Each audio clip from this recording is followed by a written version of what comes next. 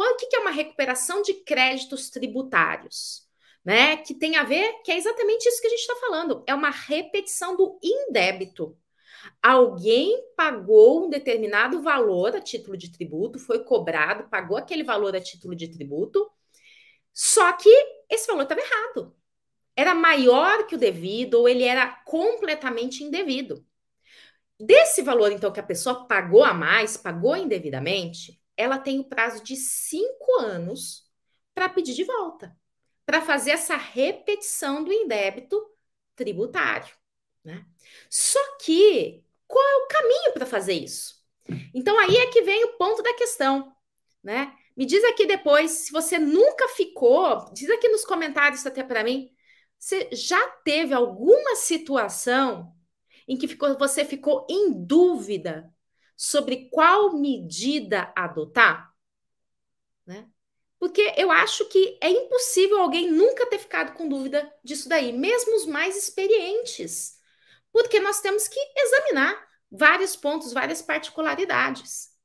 E exatamente por isso, né, que eu fui aí ao longo da minha trajetória aí de mais de 20 anos de experiência na advocacia tributária, eu também sofri com isso. É claro, você se depara ali com uma situação quando você está, né, começando, quando é uma tese nova, e surge sempre aquela dúvida. Será que eu impetro um mandado de segurança? Quais são os pedidos que eu faço nesse mandado de segurança? Será que eu entro com uma ação ordinária? Né? Quais são as consequências, quais são os critérios para escolher se eu entro com mandado de segurança ou se eu entro com uma ação ordinária? Então, eu acho que todo mundo já passou ou ainda passa por essas questões, passa por essas dúvidas. Então, esse é o caminho aqui. Né? Quando nós estamos falando, então, de alguma coisa, só para fazer uma primeira separação da recuperação de créditos tributários, quando nós estamos falando de um tributo que foi recolhido a mais por um erro de cálculo, que o próprio fisco já reconhece aquilo, né? Eu simplesmente errei, eu digitei um zero a mais, por exemplo, né? Errei na hora de declarar e acabei pagando a mais. Esse é o tipo de pedido de repetição do indébito, de restituição desses valores, que você faz na própria esfera administrativa, mostrando onde é que foi o erro. Outras situações, como o caso da própria tese do século, né, em que é uma grande tese que foi julgada pelo STF e que ele reconheceu um recolhimento a maior do contribuinte. E aí a própria Receita Federal, diante desse julgamento, já se manifestou também reconhecendo aquilo. Então, vejam só, quando eu tenho esse julgamento do STF finalizado e que o próprio fisco já reconhece que aquilo é realmente indevido, dá para fazer uma recuperação administrativa. Tá? Em outra aula eu falo em detalhes para vocês dessa recuperação administrativa, como é que ela funciona, né? Mas é uma outra situação. Agora, uma grande parte da repetição de débito, as teses mais novas, você precisa de uma ação judicial. Mesmo quando, às vezes, eu já tenho uma decisão do STF. Né? E um caso recente que eu vi isso nos meus alunos que me encheram de perguntas, né, é exatamente essa situação da pensão alimentícia, por exemplo. Né? Porque nós já tivemos uma decisão do STF que reconheceu que é inconstitucional, só que a Receita Federal não se manifestou. Tem clientes que continuam recolhendo, né, mês a mês, recolhem no Carnê-Leão, ou seja, elas têm que declarar e todo mês recolher um determinado valor. E também tem dos anos passados, já recolheu aí nos últimos 5 anos, todo ano recolhendo o imposto de renda sobre a pensão alimentícia. Então, o que eu faço? Então, todo mundo ouviu essa notícia, e aí, apesar de você ter a tese, bom, eu sei o que o STF decidiu. Então, se o STF decidiu, eu posso pedir de volta, né? Pode. Mas qual é a medida que eu tenho que adotar? Qual é a ação que eu tenho que adotar? Como é que eu faço isso? E nem é só nos casos que o STF já decidiu, hein, gente? Por quê? Porque outra recomendação que eu sempre faço é não espere o STF decidir.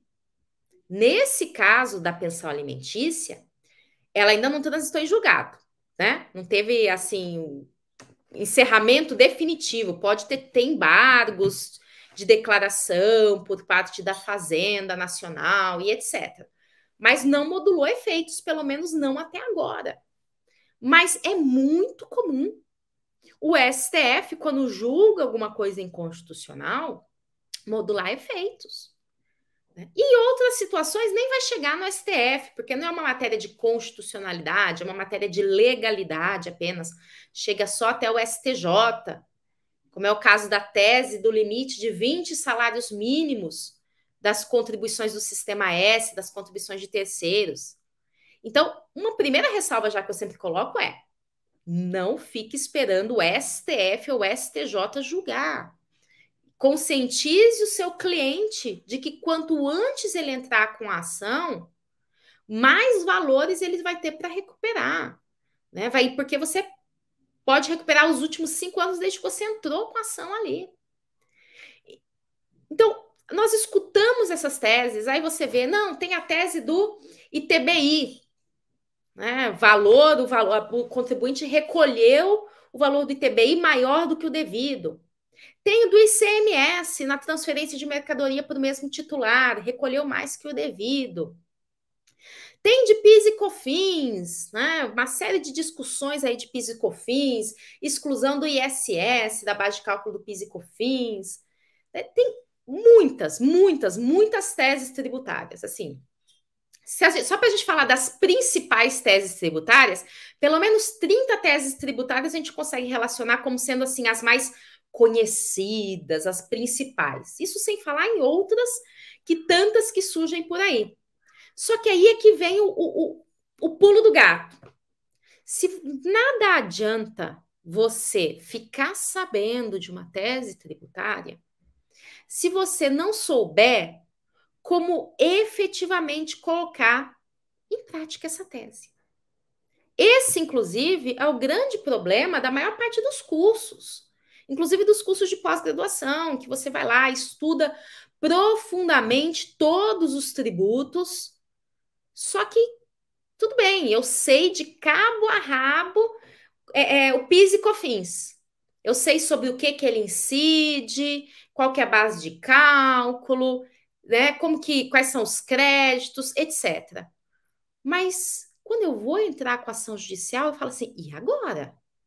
Que ação que eu entro? Como é que eu faço isso? E é por isso, inclusive, que a gente tem aqui toda terça-feira as aulas aqui no nosso canal do YouTube.